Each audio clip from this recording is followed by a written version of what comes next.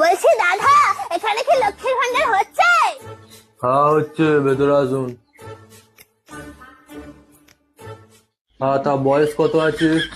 কেন, আমাকে দেখে বয়স বোঝা যাচ্ছে না? ওরমভাবে হয় নাকি? দেখি আধার কার্ড বার করুন দেখি।